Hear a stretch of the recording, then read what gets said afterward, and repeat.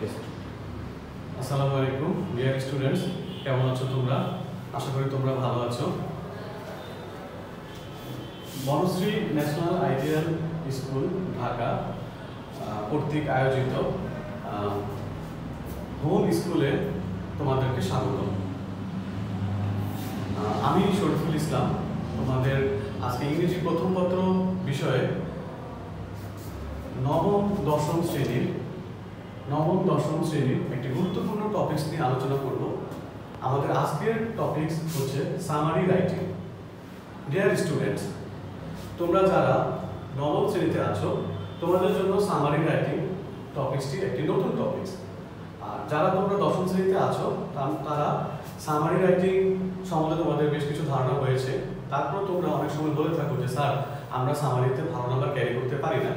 দেখা যায় যে আমরা সামারিতে 3 বা 4 পাই, কিন্তু স্যার আমরা সামারিতে 7, 8, ইভেন 9 ক্যারি করতে পারি না। তো ডিয়ার স্টুডেন্টস, তোমরা দেখো তোমাদের ইংলিশ ফার্স্ট পেপারে আইটেম 4 and 5 এ একটি আনসিন প্যাসেজ থাকে। তো সেই আনসিন প্যাসেজে তোমাদের দুইটি আইটেম থাকে, একটি হচ্ছে আইটেম 4, একটা হচ্ছে আইটেম 5। আইটেম 4 এ তোমাদের থাকে ইনফরমেশন ট্রান্সফার, আর আইটেম 5 এ থাকে সামারি রাইটিং।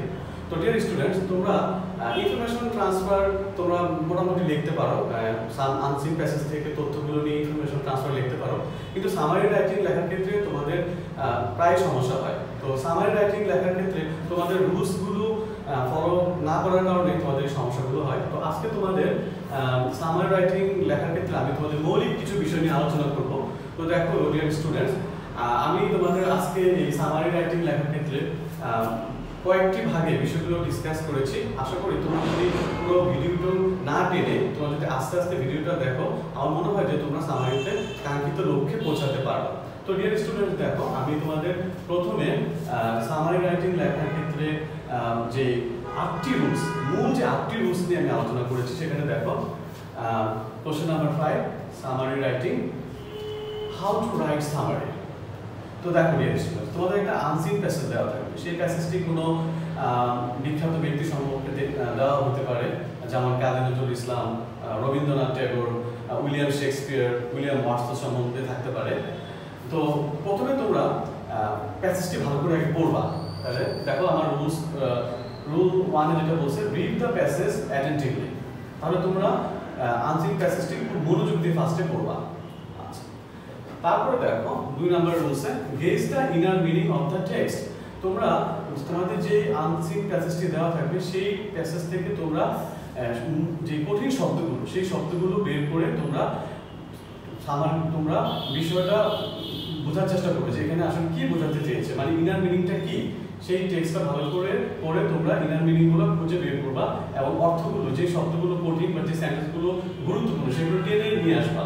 আচ্ছা, তারপরে 3rd নাম্বারের যে পয়েন্টটা দেখো, avoid interrogative, exclamatory and quotation mark. তোমরা যখন তোমরা সামারি রাইটিং এ যাবা তখন কখনোই তোমরা ইন্টারোগেটিভ, এক্সক্লামেটরি এবং কোটেশন মার্ক এই জাতীয় যে বিষয়গুলো, ইন্টারোগেটিভ, এক্সক্লামেটরি, এগুলো সরাসরি সেন্টেন্সগুলো দেওয়া যাবে না। এবং কারো যদি কোনো কোটেশন থাকে সেই কোটেশন সরাসরি দেওয়া যাবে না, একটু এই বিষয়গুলো একটু ঘুরিয়ে অন্যভাবে লিখতে হবে। আচ্ছা, এবার তোমরা আসো 4 নাম্বার যে পয়েন্টে, অ্যাভয়েড ফার্স্ট পারসন। সামারি লেখার ক্ষেত্রে কখনোই ব্যক্তি আলোচনা চলবে না। তার মানে আই, উই, আওয়ার এই বিষয়ে কখনোই উল্লেখ করা যাবে না। আচ্ছা, এবার তোমরা আসো 5 নাম্বার টপিকস, 5 নাম্বার পয়েন্টস। এটা সবচেয়ে গুরুত্বপূর্ণ একটি point, don't quote any original sentence from the passage. তো দেখো ডিয়ার স্টুডেন্টস, তোমাদের সামারিতে নাম্বার কমে যাওয়ার সবচেয়ে গুরুত্বপূর্ণ কারণ হচ্ছে যে তোমরা সরাসরি লাইনগুলো লিখে দাও। তোমরা কখনোই সামারিতে বহু লাইন লিখবে না। তোমরা তোমাদের নিজেদের ওন সেন্টেন্সে সামারি লেখার চেষ্টা করবা। আচ্ছা, এই বিষয়টি যদি তোমরা খেয়াল রাখো তাহলে তোমাদের নাম্বারটা বেড়ে যাবে। Follow the word limit, 1/3 of the text or 5 to 7 sentence. Dear students, দেখো যদি তোমাদের সামারিটা যদি একটু বড় হয়, যে এই বিষয় সম্বন্ধে সামারি যদি একটু বড় হয়, তাহলে তোমরা 7 or 6 সেন্টেন্সে লিখতে পারো। আর যদি তোমাদের যে আনসিন প্যাসেজ যদি ছোট থাকে তাহলে তোমরা 5 সেন্টেন্সে লিখতে পারবা। তার মানে মূল কথা হচ্ছে যে তোমাদের যে গিভেন প্যাসেজটা দেওয়া থাকবে আনসিন প্যাসেজ, সেটা 1/3 লিখবা। আচ্ছা, তাহলে বিষয়টা ক্লিয়ার ডিয়ার স্টুডেন্টস? তোমরা একটু গুরুত্ব সহকারে বিষয়গুলো বোঝার চেষ্টা করো। 7 নাম্বার যে পয়েন্ট, রাইট সিম্পল সেন্টেন্স। তোমরা সামারি লেখার ক্ষেত্রে অবশ্যই সিম্পল সেন্টেন্সে সামারি লেখার চেষ্টা করবা। কমপ্লেক্স এবং কম্পাউন্ড সেন্টেন্সে না লিখলে ভালো হয়। আমরা জানি যে সিম্পল সেন্টেন্সটা সবসময় টিচাররা আশা করে যে সিম্পল সেন্টেন্সের বিষয়গুলো আসবে। 8 নম্বর পয়েন্ট দেখো, avoid double use of pronoun, noun and adjective. তোমরা যখন একটা সামারি লিখবা দেখা যাবে যে সেখানে অনেকগুলো ক্যারেক্টার থাকতে পারে বা অনেকগুলো অ্যাডজেক্টিভ থাকতে পারে। তো যদি একটা সামারিতে অনেকগুলো নাম থাকে বা নাউন থাকে, যেমন সীমা, সামিরা, সোনিয়া এরকম থাকে, তখন তোমরা এই সবগুলো নাউনের পরিবর্তে তোমরা দিয়ে লিখতে পারো। তাহলে কিন্তু তোমরা এই প্রথম যে মৌলিক যে বিষয়গুলো সামারি লেখার যে 8টি পয়েন্ট নিয়ে আলোচনা করা হয়েছে সেটাকে তোমরা বুঝতে পেরেছো ডিয়ার স্টুডেন্টস। এবার আসো, তোমাদের পরীক্ষায় যদি কোনো পার্সন সম্পর্কে সামারি লিখতে বলে তাহলে তোমরা কি লিখবা? তাহলে তোমরা প্রথমে যে পার্সন সম্বন্ধে লেখা হয়েছে, লাইক ধরো এখানে আমি একটা সামারি নিয়ে আলোচনা করছি, চার্লস ব্যাবেজ অথবা আলতাফ মাহমুদ, এরকম কারো সম্বন্ধে যদি সামারি লিখতে বলা হয়, তো প্রথমে তোমরা সামারিটা ভালোমতো পড়বে। পড়ার পরে প্রথমে যার সম্বন্ধে বলা হয়েছে তার সেই ব্যক্তিটি সম্বন্ধে তোমরা লিখতে পারো the passage or the text deals with or focuses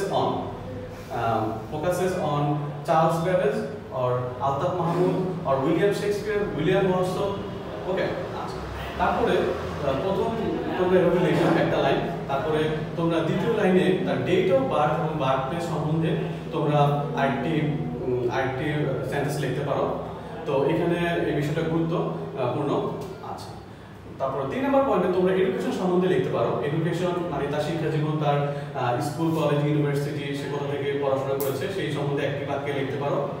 তারপরে তার অ্যাক্টিভিটিস, সে তার জীবনে কি করেছে, সে তার লাইফে কয়টি ড্রামা লিখেছে, কয়টি পোয়েম লিখেছে, সেটা সেই সম্বন্ধে লিখতে পারো। তারপরে তার অ্যাচিভমেন্ট সম্বন্ধে লিখতে পারো। 5 নম্বর পয়েন্টে অ্যাচিভমেন্ট খুবই গুরুত্বপূর্ণ একটি পয়েন্ট। এখানে সে কি অর্জন করেছে, সে কি কোনো নোবেল পেয়েছে, সে কি কোনো ডিলিট উপাধি পেয়েছে, সেই সম্বন্ধে লিখতে পারো। আর 6 নম্বর পয়েন্টে তোমরা ডেট অফ বার্থ সম্বন্ধে একটা সেন্টেন্স লিখতে পারো। তাহলে মোটামুটি কোনো পার্সন সম্বন্ধে যদি তোমরা সামারি লেখো তাহলে তোমরা 5টি বা 6টি বাক্যে তোমরা সংক্ষেপে মূল বিষয়গুলো টেনে এনে তোমাদের নিজেদের ওন ওয়ার্ডে সামারি লিখতে পারো। এবার আমি চলে যাই আরেকটি বিষয়। যদি কোনো সামারি কোনো ব্যক্তি সম্পর্কে না এসে যদি কোনো বিষয় সম্পর্কে সামারি লিখতে বলা হয় তখন আমরা কি করব? আচ্ছা, তো এই টপিকসটা যারা তোমরা নবম শ্রেণীতে আছো বা দশম শ্রেণীতে আছো, এটা তোমাদের জন্য একটু কঠিন মনে হতে পারে, কিন্তু আমি এখানে 3টি পয়েন্টে আলোচনা করেছি। টপিক সেন্টেন্স, তারপরে মেইন পয়েন্ট, তারপর হচ্ছে কনক্লুডিং সেন্টেন্স। তো তোমরা সামারিটা কিন্তু একটি প্যারাতে লিখবা। তো একটি প্যারাতে তোমরা এই 3টি বিষয় ডিসকাস করে লিখবে। প্রথমে টপিক সেন্টেন্স লিখতে পারো। টপিক সেন্টেন্সে তোমরা একটি বা দুটি সেন্টেন্সে যে অথর বা যে স্পিকার সে কি বলেছে সেই সম্বন্ধে লিখতে পারো, একটি বা দুটি সেন্টেন্সে। তারপর তোমরা মেইন পয়েন্টে যেতে পারো। 2 নম্বর পয়েন্ট দেখো, মেইন পয়েন্টে তোমরা সাপোর্টিং সেন্টেন্স মেইন পয়েন্টে আলোচনা করবা। তোমরা যে মূল যে বিষয়টা কি আলোচনা করা হচ্ছে সেটা তোমাদের আনসার প্যাসেজে প্রথমেও থাকতে পারে, মাঝখানেও থাকতে পারে, লাস্টেও থাকতে পারে। তো তোমরা মেইন পয়েন্টটা যখন লিখবা তখন মেইন পয়েন্টটাকে ফোকাস করার জন্য, হাইলাইট করার জন্য তোমরা আরো কিছু সাপোর্টিং সেন্টেন্স এখানে অ্যাড করবা। তারপরে তোমরা ওখানে দেখবা যে সেখানে কি কোনো ক্রনোলজিক্যাল অর্ডার আছে কিনা। যদি ধারাবাহিকতা থাকে তাহলে ধারাবাহিকতা মেইনটেইন করবা, আর না হলে তোমরা যেভাবে প্যাসেজটা সাজানো হয়েছে সেভাবে লিখবা। তোমরা যে কাজটা কখনোই করবা না সেটা হচ্ছে যে তোমরা নো ডাইরেক্ট কোট, তোমরা সরাসরি কিছু কোট করবা না। ডু নট কপি পেস্ট, তোমরা প্যাসেজটা হুবহু কপি পেস্ট করবা না। ইউজ ওন ওয়ার্ডস, নিজের ওন ওয়ার্ডস ব্যবহার করবা। তাহলে তোমরা মেইন পয়েন্টে এই বিষয়গুলো খেয়াল রাখবা ডিয়ার স্টুডেন্টস। আর লাস্টে বা পরিশেষে তোমরা কনক্লুডিং যে অংশটা একটি প্যারার মধ্যে কনক্লুডিং অংশে তোমরা তোমাদের যে আনসিন প্যাসেজের যে অবজেক্টিভ বা উদ্দেশ্য কি ছিল সেটা লিখবা, এবং do not add your own opinion, এবং তোমাদের নিজের কোনো মতামত, ব্যক্তিগত কোনো মতামত লেখা যাবে না। তো ডিয়ার স্টুডেন্টস, এই 3টি ভাগে আমি তোমাদের সামারি রাইটিং এর মৌলিক বিষয়গুলো নিয়ে আলোচনা করেছি।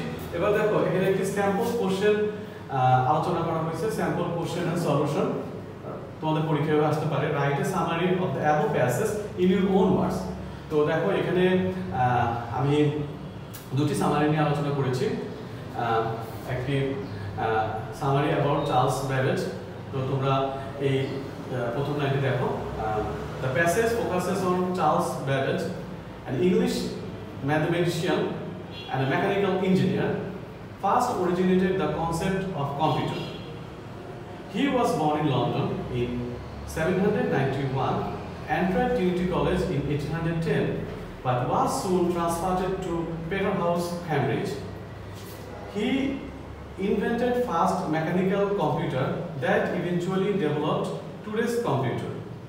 Without appearing exam, মানে সে কোনো পরীক্ষা অংশগ্রহণ না করে, he received honors degree in 1840.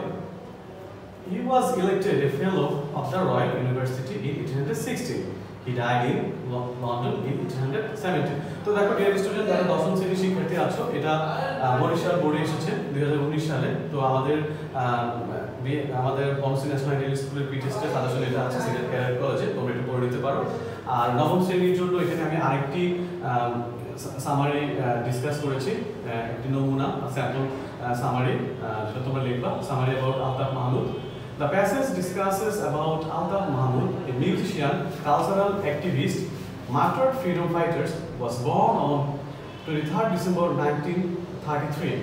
He composed a famous song, Amar Bhai Rokte Ragano, which was tuned in Johir Rahan's film Jibon Theke Neya.